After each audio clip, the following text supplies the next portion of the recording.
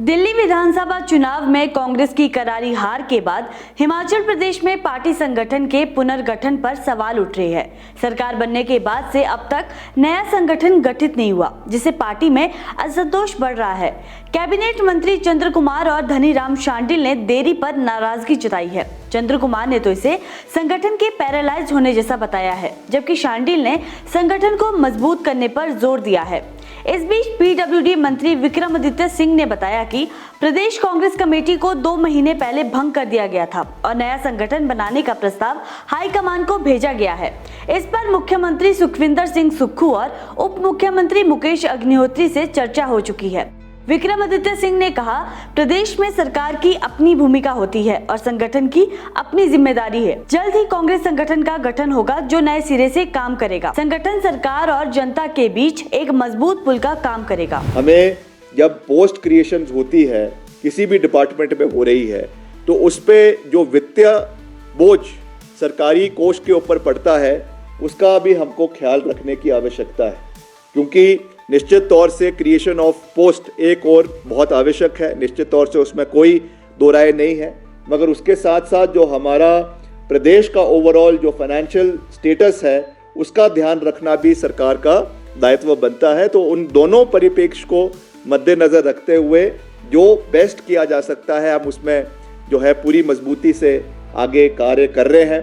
बहुत से post codes JOAIT के जो बहुत लंबे समय से लंबित थे, उनको भी उसके लिए अलग से सब कमेटी कांग्रेस पार्टी की सरकार की अध्यक्षता में बनाई गई है। मुख्यमंत्री उप मुख्यमंत्री जी की अध्यक्षता में बनाई गई है और उसमें भी हम लगातार पोस्ट कोड्स जो जिनमें कोई क्रिमिनल एंटीसीडेंट्स नहीं हैं, जिन पोस्ट कोड्स में, उनको हम लगातार कैबिनेट के माध्यम से उनको स्वीकृति प्रदान कर रहे हैं।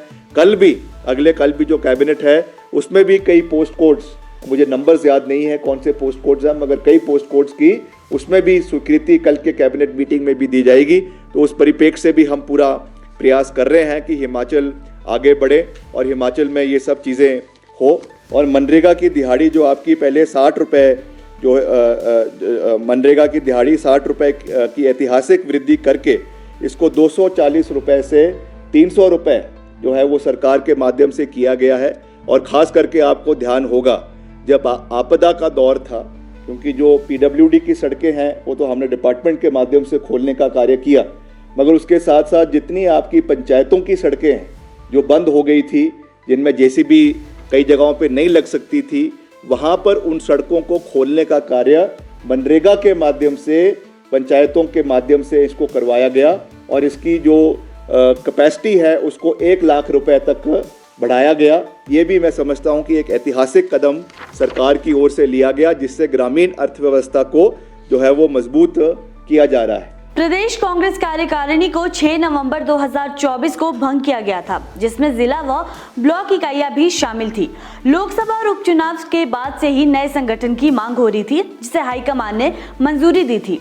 अब 2 महीने से अधिक समय बीत चुका है, लेकिन नए संगठन की घोषणा नहीं हुई है, जिससे कार्यकर्ताओं और नेताओं में असंतोष बढ़ रहा है। यदि जल्द पुनर्गठन नहीं हुआ तो आगामी चुनावों में कांग्रेस को मुश्किलों का सामना करना पड़ सकता है। बाकी हिमाचल की खबरों के लिए जुड़े रहिए इनॉक्स न्यूज हिमाचल के साथ। चैनल को सब्सक्राइब करना ना भूले। मैं हूं आपके साथ अनुभूति। नमस्कार।